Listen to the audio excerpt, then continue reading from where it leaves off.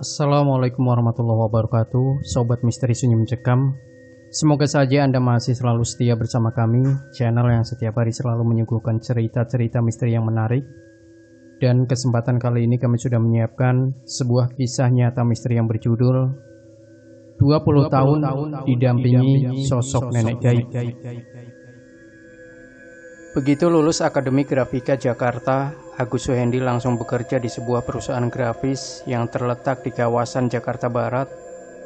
Pria berdarah keraton Kasepuhan Cirebon ini sangat tekun bekerja, hingga dia menjadi sangat ahli dalam bidang ilmu grafis. Selain paham betul soal estetika dan artistika, dia juga sangat menguasai teknologi kompugrati. Dengan disiplin ilmu yang sangat rasional itu, maka Agus Suhendi pun akrab dengan hal-hal yang sangat jauh dari dunia irasional, termasuk masalah mistik. Pada mulanya saya bukan hanya jauh dari mistik, tapi juga sangat anti dengan hal-hal yang bersifat supranatural. Bukan karena aku sok rasional, tapi karena aku tidak tahu menau akan hal itu. Tapi waktu aku kecil, kakekku pernah berkata bahwa bukan tidak mungkin aku dapat maunah atau warisan gaib dari kakek moyangku yang memang akrab dengan dunia supramistik. Ungkap Agus Suhendi, lelaki kelahiran 23 Juli 1965, ketika ditemui misteri beberapa waktu silam. Sebelum tinggal di sebuah komplek perumahan yang terletak di Karawang, Kodia, Tangerang, Agus Suhendi mengontrak rumah di Rawabelong, Jakarta Barat. Di dekat kontrakan Agus Suhendi ada sebuah empang ikan mas dan lele. Setiap hari Agus melewati empang milik warga asli Betawi itu. Sebagaimana empang pada umumnya, sekali-kali Agus melihat lele dan ikan mas yang nongol ke permukaan air. Tapi suatu hari, persisnya malam Jumat Pon, sepulangnya dari kerja lembur, Agus dikagetkan oleh penampakan aneh di empang itu. Waktu itu saya melihat ular naga yang sangat besar memenuhi air empang. Naga itu bersisik tebal, warna berkilau dengan mata yang menyala-nyala. Astagfirullah. Aku berusaha untuk lari, tapi kakiku terpaku. Naga itu kemudian masuk ke air dan menghilang ke dalam empang. Setelah aku perhatikan dengan seksama, naga itu ternyata tidak ada sama sekali di dalam empang. Aku berusaha mencubit kulit tanganku. Pikirku, mungkinkah aku bermimpi? Kulit yang dicubit ternyata sakit, dan aku tidak bermimpi, bukan sedang tidur, cerita Agus. Besoknya, Agus segera menemui seorang kiai besar yang juga mukim di daerah Rawabelong. Dengan hati-hati Agus menceritakan tentang apa yang dilihatnya di empang itu. Sang kiai kemudian meritual Agus dan mengajak Agus kembali ke empang. Naga itu memang naga siluman, jin dari Tiongkok yang menghuni empang ini. Bisik sang kiai hati-hati. Kau akan mendapatkan sesuatu dari naga itu. Tapi kapan mendapatkannya tidak diketahui dengan pasti. Ingat, bila kau diberi dan mendapatkan benda apapun dari naga itu, simpanlah dengan baik. Pesan sang kiai yang minta dirahasiakan namanya kepada misteri. Seminggu setelah peristiwa penampakan naga, Agus dikagetkan oleh seorang nenek bertubuh bongkok yang menyambangi rumah kontrakannya. Kejadian ini berlangsung sekitar pukul 24.00 tengah malam. Siapa ibu? Dari mana dan ada perlu apa datang ke rumah saya? Sapa Agus. Ikut saya sekarang nak. Kita pergi ke empang sana, kata si nenek dengan suara serak. Agus langsung ingat hal gaib menyangkut naga yang dilihatnya di empang itu. Entah mengapa, tanpa rasa takut sedikit pun, dengan cepat dia memakai baju dan sarung.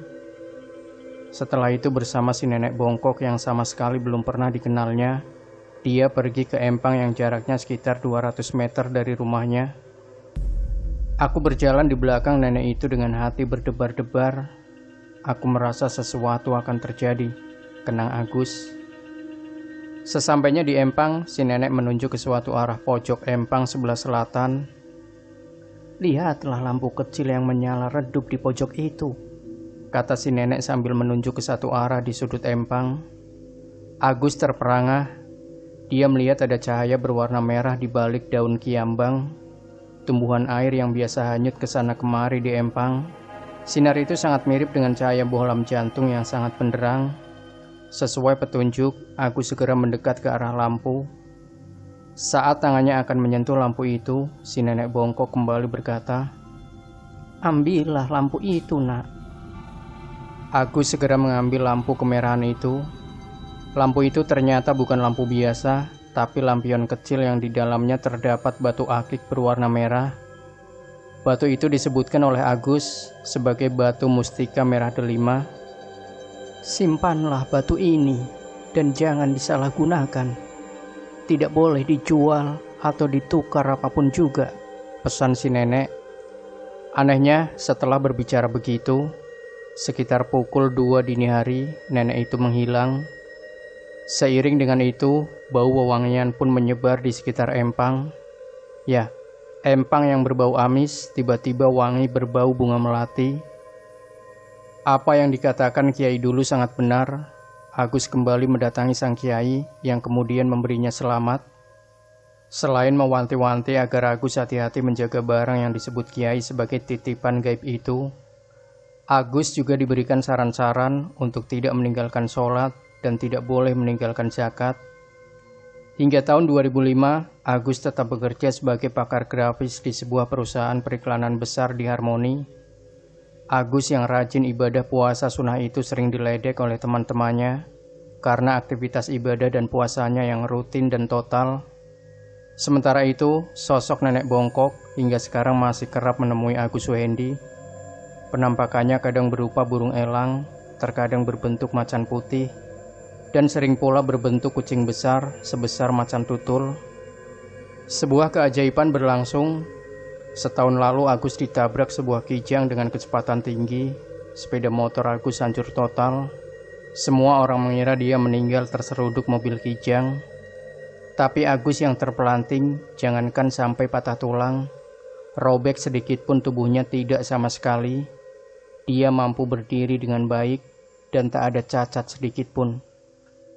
Alhamdulillah, Allah melindungi saya lewat kekuatan gaib si nenek bongkok yang tiba-tiba muncul saat tabrakan kencang itu terjadi. Ungkap Agus penuh syukur. Agus juga dapat membuktikan keampuhan batu mustika merah delima yang berwarna kemerahan itu. Bila batu itu dimasukkan ke kolam renang, maka air satu kolam renang akan menjadi merah. Bila batu digenggam dan rambut dipotong dengan gunting atau silet, maka rambut itu tidak bisa terpotong sama sekali. Bila kulit ditusuk dengan pisau saat memegang batu itu, kulit tidak akan menjadi luka, si pemegang akan menjadi kebal.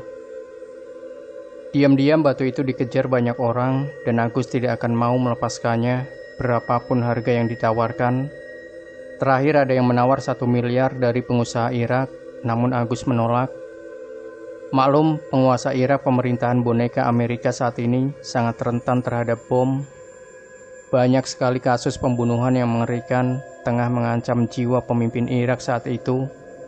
Untuk itu, benda-benda yang dapat dibuktikan bikin kebal konon diburu pemimpin Irak di seluruh pelosok dunia, termasuk di Indonesia. Sampai mati pun aku tidak akan menjual benda titipan ini. Nenek selalu bersama saya, dan dia akan murka bila aku menelantarkan batu itu, termasuk menjualnya, tegas Agus. Sudah 20 tahun batu itu bersama Agus. Setiap malam tertentu, 3 kali dalam setahun, batu mustika merah delima itu mengeluarkan suara seperti orang mengaji berlagu.